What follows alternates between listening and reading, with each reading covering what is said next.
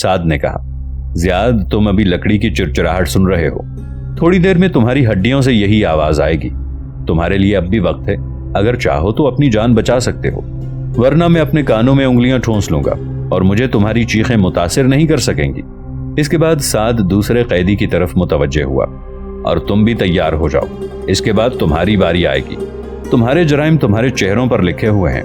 कैदी कांपती हुई आवाज में चिल्लाया, मैं बलंसिया से आया हूं, मैं बेगुनाह हूं, ये अभी मालूम हो जाएगा कि तुम कहां से आए हो। ज़ियाद ने दर्द से कराहते हुए कहा, मुझे छोड़ दो, मुझे छोड़ दो, मैंने कुछ नहीं किया, मैं एक अदना मुलाजिम हूं, मैंने सिर्फ उनके हुक्म की तामील की है, मुझे छोड़ दो, मैं सब कुछ बताने को तैयार हूं। साद के इशारे से सिपाहियों ने चरखी को उल्टा घुमाया और शिकंजा ढीला हो गया। साद ने कहा, जल्दी करो, यह तुम्हारे लिए आखिरी मौका है, आप वादा करते हैं कि आप मुझे कत्ल नहीं करेंगे। ज़ियाद ने मुल्तजी होकर कहा, मैं तुम्हारे साथ कोई वादा नहीं करता, अगर मैं आपको किसी ऐसे खतरे से आगाह कर दूं जो आपके तसव्वुर में भी ना हो। साद कुछ कहना चाहता था कि उसका नायब भागता हुआ कोठड़ी में दाखिल हुआ। उसके साथ एक अजनबी था। नायब सालार ने किसी तमहीद के बगैर कहा, ये इस बस्ती के सरदार हैं, जो आदमी कत्ल हुआ था उसकी तलाशी लेने के बाद उन्होंने एक कागज बरामद किया है। साद ने सवाल किया, कहाँ है वो कागज? बस्ती के सरदार ने अपनी जेब से एक कागज निकालकर साद के हाथ में देते हुए कहा, जब बस्ती के रजाकार कैदियों को लेकर आपकी तरफ रवाना हो गए तो मैंने इनके जख्मी साथी की तलाशी ली, उससे कोई काबिल एतराज चीज बरामद ना हुई। फिर मुझे यह ख्याल आया कि मकतूल की तलाशी भी लेनी चाहिए। उसकी जेब से यह कागज बरामद हुआ। मैंने तहरीर पढ़ते ही आपके पास पहुंचना जरूरी समझा। पहले मैंने ये सोचा था कि सीधा अमीर यूसुफ की क़यामगाह का रुख करूंगा, लेकिन बाद में ख्याल आया कि वहां तक शायद मेरी रसाई ना हो सके।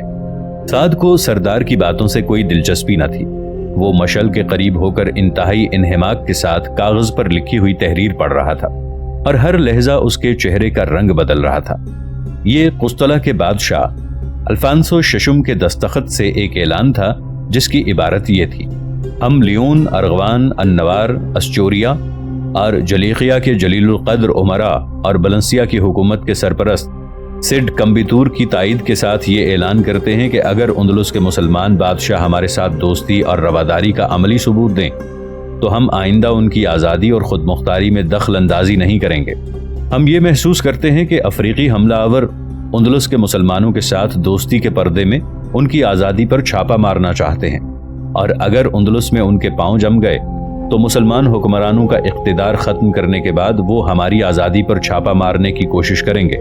इसलिए हम ये ज़रूरी समझते हैं कि आपस की जंग हमेशा के लिए ख़त्म करके बैरूनी हमलावरों से निजात हासिल करने की कोशिश करें। हम हल्फन ऐलान करते हैं कि अगर शाहाने उंदलुस अपने हुकूक की हिफाजत के लिए मुत्तहिद हो जाएं, तो हम और हमारे तमाम हलीफ उनकी पूरी एआनत करेंगे। दोस्ताना मुआहदे की शराइत तय करने के लिए हम सरहद के किसी मकाम पर शाहाने उंदलुस के साथ मुलाकात करने के लिए तैयार हैं। हिस्नुल लैथ के मुतालिक हमने उनके नुमाइंदों को ज़बानी अपनी तजावीज़ से आगाह कर दिया है। साद ने ये तहरीर पढ़ने के बाद ज़ियाद की तरफ देखा और कहा, अब तुम मुझे किसी ऐसे खतरे से आगाह नहीं कर सकते जो मेरे तसव्वुर में नहीं, लेकिन अगर तुम मेरा वक्त ज़ाया न करो और तमाम सवालात का सही जवाब देते जाओ तो मैं तुम्हारी जान बचाने का वादा करने के लिए तैयार हूँ। जब तक ये साबित ना हो जाए कि तुमने मेरे साथ कोई झूठी बात नहीं की, तुम यहाँ कैद में रहोगे। इसके बाद तुम्हारा मामला अमीर यूसुफ बिन ताशफीन के सुपुर्द कर दिया जाएगा। ज़ियाद ने कहा, मैं आपके हर सवाल का जवाब देने के लिए तैयार हूँ। साद ने कहा, वो मकतूल जिससे अल्फांसो का मकतूब बरामद हुआ है वो कौन था?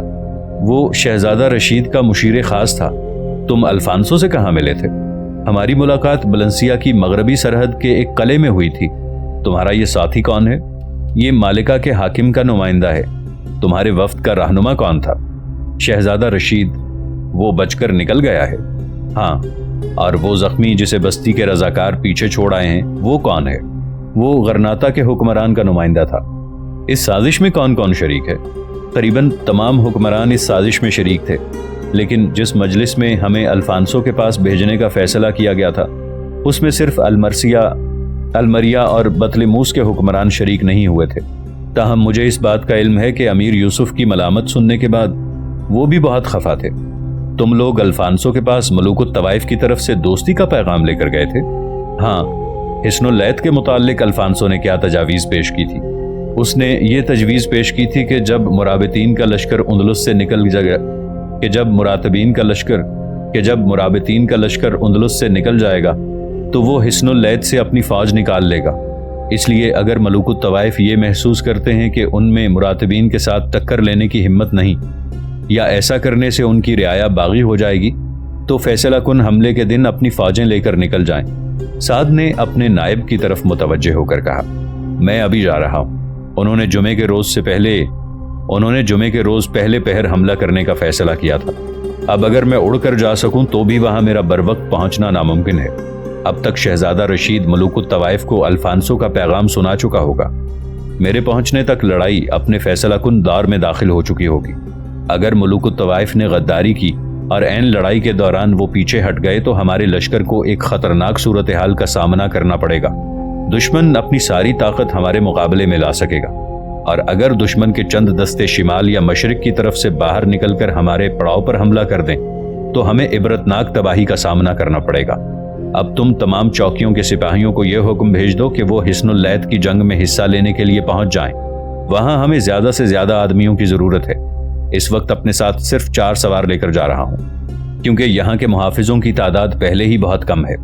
नायब सालार ने कहा, आप रास्ते में होशियार रहें। मुमकिन है जो लोग बचकर निकल गए हैं उनके साथियों की तलाश में मुलूकुत तवाइफ ने फौज भेज दी हो। इस तहरीर को दोबारा हासिल करने के लिए वो कोई दकीका फरूगुजाश्त नहीं करेंगे। साद ने कहा, फर्ज करो अगर रास्ते में मुझे कोई खतरा पेश आया तो एक आदमी तहरीर लेकर वापस तुम्हारे पास पहुंच जाएगा और फिर इसे अमीर यूसुफ के पास पहुंचाना तुम्हारा काम होगा। कागज के इस पुर्जे पर उंदलुस की तकदीर लिखी हुई है। कैदियों का ख्याल रखो और जब सिपाही यहां से रवाना हो तो उन्हें भी इनके साथ भेज दो। साद बाहर निकला तो ज़ियाद बुलंद आवाज में चिल्लाया, मैं एक और जरूरी बात कहना चाहता हूं। साद ने वापस मुड़ते हुए कहा, जल्दी कहो। अल्फांसो ने कहा था कि अगर मुझे मलूकुत तवाइफ के गैर जानिबदार रहने की इत्तला मिली तो मैं 4 दिन के अंदर अंदर 15,000 फौज लेकर हिस्नुल लैथ पहुंच जाऊंगा। उसकी फौज बलंसिया की जुनूब मशरकी सरहद पर यहां से कोई 40 कोस के फासले पर पड़ाव डाले हुए है। साद ने बाहर निकलते हुए अल्मास से कहा, चचा अल्मास, ये कला सख्त खतरे की जद में आ चुका है, इसलिए तुम मैमूना के साथ हिस्नुल लैथ पहुंच जाओ। सुबह जब बैरूनी चौकियों के सिपाही रवाना होंगे तो तुम भी उनके साथ चले आओ। नाजरीन, आगे बढ़ने से पहले कमेंट सेक्शन में हमें अपनी आरा से जरूर आगाह कीजिएगा कि आपको हमारी ये सीरीज कैसी लग रही है। आइंदा आने वाली इक़्साद से बाखबर रहने के लिए हमारे चैनल को सब्सक्राइब कर लें और साथ मौजूद बेल आइकॉन को जरूर क्लिक कर लें। शुक्रिया। थोड़ी देर बाद साद के साथ 3 सवार सरपट घोड़े दौड़ाते हुए तंग और दुश्वार गुजार पहाड़ी रास्ते पर हिस्नुल लैथ का रुख कर रहे थे। जब रात की तारीकी सुबह के धुंधलके में तब्दील हो रही थी, वो करीबन 1/3 रास्ता तय कर चुके थे। जब वो एक घाटी उबूर करने के बाद एक तंग वादी में उतर रहे थे, साद ने अचानक अपना घोड़ा रोका और मुड़कर अपने साथियों की तरफ देखते हुए कहा, तुम होशियार रहो, मुझे नदी के पुल पर पहरेदार नजर नहीं आते। मैंने हुक्म दिया था कि 2 आदमी हर वक्त यहाँ मौजूद रहने चाहिए। साद के एक साथी ने कहा, अब सुबह हो रही है, हो सकता है पहरेदार चौकी में चले गए हों। दूसरे साथी ने कहा, उधर देखिए, 3 सवार झाड़ियों की आड़ से निकलकर पुल की तरफ भाग रहे हैं। साद ने दोबारा घोड़े को एड़ लगा दी, लेकिन जब वो पुल से चंद कदम दूर था तो 3 आदमी जिन्हें वो रास्ते की चौकी के पहरेदार समझ रहा था, अचानक नेज़े तानकर उनके सामने खड़े हो गए। साद ने फौरन पूरी कुव्वत के साथ बाग खींचकर घोड़ा रोका और गरजदार आवाज में कहा, अंधे हो गए हो तुम, मुझे भी नहीं पहचानते। साद की परेशानी पर उसके साथी ने घोड़ा आगे बढ़ाकर आहिस्ता से बर्बरी जबान में कहा, ये हमारी फौज के आदमी नहीं है। मुमकिन है कि रास्ते की चौकी पर उनका कब्जा हो चुका हो, आप मोहतात रहें। साद ने उनसे मुखातिब होकर कहा, तुम हमारा रास्ता नहीं रोक सकते। एक सिपाही ने जवाब दिया, जब तक हमारा सालार यहाँ नहीं पहुंचता ये रास्ता बंद रहेगा। और तुम्हारा सालार कौन है? हम इस सवाल का जवाब नहीं दे सकते। साद कुछ कहना चाहता था कि अचानक उसे लकड़ी के पुल पर खून के निशानात दिखाई दिए और उसने जल्दी से अपनी जेब में से हाथ डालकर कागज निकाला और दूसरे सवार को देते हुए बर्बरी जबान में कहा, तुम वापस जाओ, मालूम होता है हमारे रास्ते में जाल बिछाया जा चुका है। कले में पहुंचते ही इसे सालार के हवाले कर दो। रास्ता रोकने वाले सवारों में से एक ने अपना घोड़ा जरा आगे करते हुए पूछा, ये क्या है? हम हर सवाल का जवाब नहीं दिया करते। ये कहते हुए साद ने बिजली किसी फुर्ती के साथ न्याम से तलवार निकाली, घोड़े को एड़ लगाई और पलक झपकने की देर में पहरेदार के नेज़े का आधा हिस्सा कट कर जमीन पर आ रहा। तलवार की दूसरी जरब के साथ साद ने उसे मौत के घाट उतार दिया। इतनी देर में साद का एक साथी, जिसे वो वापस जाने का हुक्म दे चुका था, घोड़े की बाग मोड़कर एड़ लगा चुका था और बाकी 2 घोड़े आगे बढ़ाकर पहरेदारों पर हमला कर चुके थे। अभी लड़ाई हो रही थी कि पुल के करीब घनी झाड़ियों की आड़ से चंद तीर आए। एक तीर साद की गर्दन के साथ मस करता हुआ गुजर गया और दूसरा उसकी पसली में आ लगा। साद के साथी ने एक सवार के सीने पर नेजा मारा और उसे घोड़े की पीठ से धकेल कर नदी में फेंक दिया। तीसरा सवार साद की तलवार से जख्मी होकर झाड़ियों की तरफ निकल गया, लेकिन इतनी देर में झाड़ियों की आड़ से आने वाले तीर साद के एक साथी को जख्मी कर चुके थे। पुल उबूर करते हुए एक तीर लगने से साद की टांग भी जख्मी हो चुकी थी। नदी उबूर करने के बाद साद और उसके साथी फिर एक ऊंचे पहाड़ पर चढ़ रहे थे। साद की टांग का जख्म ज्यादा गहरा न था और उसने भागते हुए घोड़े पर बैठे बैठे किसी तकलीफ के बगैर टांग में लगा हुआ तीर निकाल लिया, लेकिन पसली के गहरे जख्म से तीर निकालते हुए एक सानिये के लिए उसकी आंखों तले अंधेरा छा गया। ताहम उसने अपने घोड़े की रफ्तार कम न होने दी और जख्मों से निकाले हुए तीर फेंकने की बजाय अपने तरकश में ठोंस लिए। पुरपेच रास्ते से उस पहाड़ के अकब में पहुंचने के बाद उनके सामने एक तवीलो अरीज वादी थी और इसी वादी में वो चौकी थी जहां उन्हें बाकी रास्ता तय करने के लिए ताजा दम घोड़े मिलने की उम्मीद थी। लेकिन करीबन 1 मील के फासले पर सवारों का एक दस्ता उस चौकी से निकलकर पहाड़ का रुख कर रहा था। साद ने मायूसी की हालत में अपने साथियों की तरफ देखा और कहा, हमें ये रास्ता छोड़कर बाएं हाथ जंगल का रुख करना चाहिए। अगर हम उनके घेरे में आने से पहले जंगल तक न पहुंच सके तो हमारा बच निकलना बहुत मुश्किल होगा। साद के एक साथी ने चौकन्ना होकर कहा, सुनिए, कोई पीछे आ रहा है।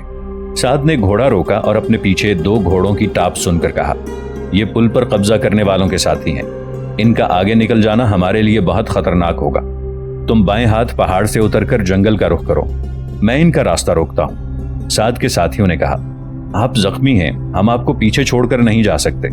साद ने कहा, यह मेरा हुक्म है, मैं इसलिए पीछे रहना चाहता हूं कि मैं जख्मी हूं। साद के साथियों ने एक खतरनाक ढलवान की तरफ घोड़ों की बागें मोड़ ली और वो पगडंडी से एक तरफ हटकर एक झाड़ी की आड़ में खड़ा हो गया। जो ही 2 सवार उसकी जद में आए, उसने तीर चला दिया। तीर अगले सवार के सीने में लगा। पीछे आने वाले सवार ने जल्दी से अपने घोड़े की बाग मोड़कर भागने की कोशिश की, लेकिन साद का दूसरा तीर उसकी कमर में लगा और वो भागते हुए घोड़े से गिर पड़ा। साद ने अपने घोड़े से उतरकर तलवार की नोक से पगडंडी पर एक निशाना बनाया और पास ही एक दरख्त की शाख काटकर जमीन पर रख दी और दोबारा अपने घोड़े पर सवार हो गया। कोई 50 कदम आगे जाकर उसने एक दरख्त के तने में अपना खंजर गाड़ दिया।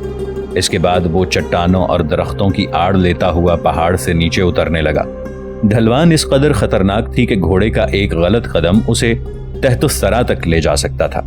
थोड़ी दूर तक आगे ये ढलवान खड्ड से मिलती थी, जिसका तदरीजी नशेब वादी के दरमियान एक खुश्क बरसाती नाले पर जाकर खत्म होता था। साद के साथी कोई 300 गज उससे आगे थे। खड्ड के ऊंचे किनारों से उन्हें पहाड़ की तरफ आने वाले सवारों की निगाहों से बचा रखा था। तहम साद को यह खदशा था कि वो जो ही खड्ड से बाहर निकलकर सामने वाले पहाड़ के दामन में घने जंगल का रुख करेंगे, पहाड़ पर चढ़ने वाले सवार या उनके वादी में फैले हुए साथी उन्हें देख लेंगे। बरसाती नाले से बाहर निकलकर साद ने चारों तरफ देखा तो उसका एक साथी पूरी रफ्तार से साथ जंगल का रुख कर रहा था, लेकिन दूसरे की रफ्तार बतदरीज कम हो रही थी।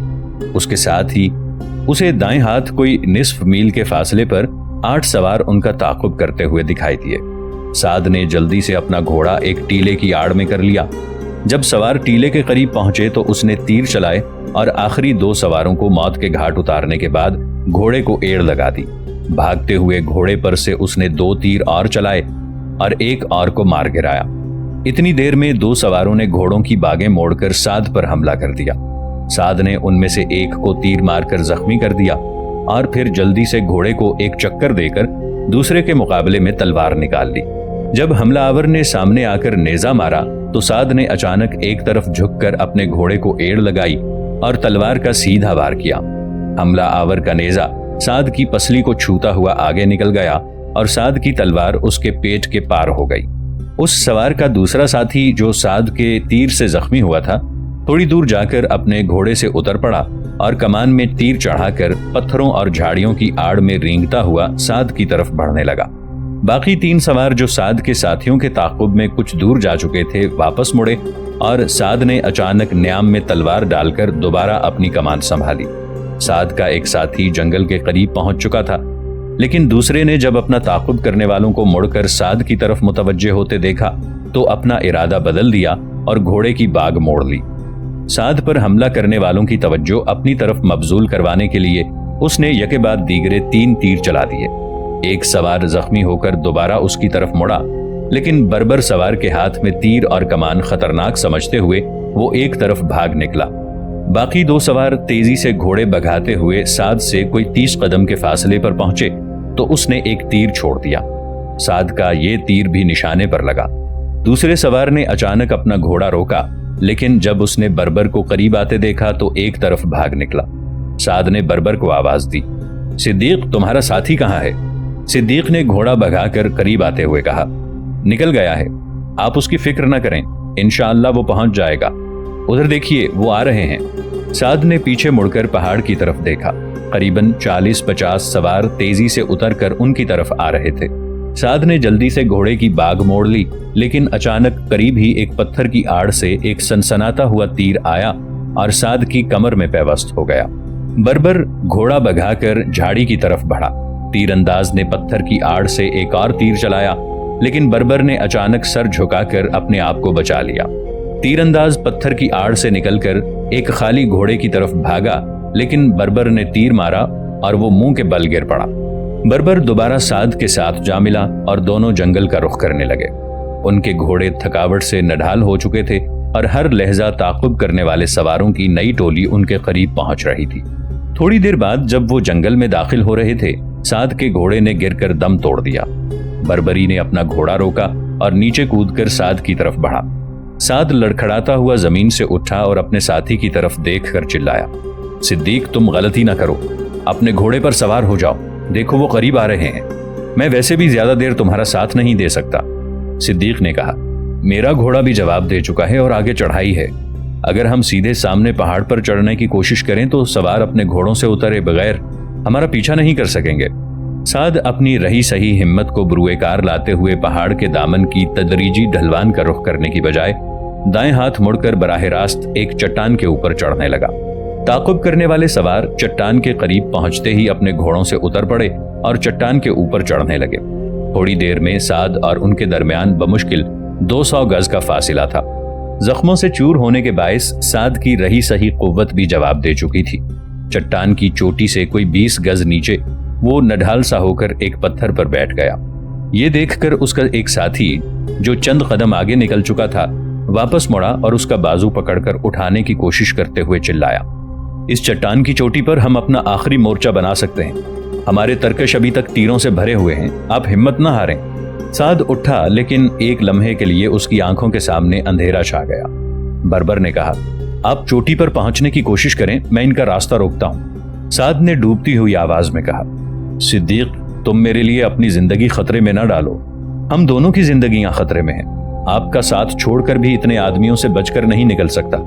ये कहकर सिद्दीक साद की कमर में हाथ डालकर ऊपर चढ़ने लगा।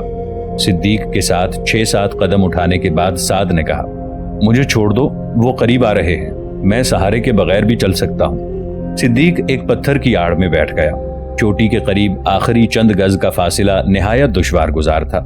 साद ने कमान गले में डाल ली और अपने हाथ और पांव से काम लेता हुआ ऊपर चढ़ने लगा। चोटी पर पहुंचकर उस पर भी एक बार थोड़ी देर के लिए बेहोशी तारी हो गई और वो मुंह के बल लेटा रहा। इतनी देर में चंद आदमी सिद्दीक के करीब पहुंच चुके थे।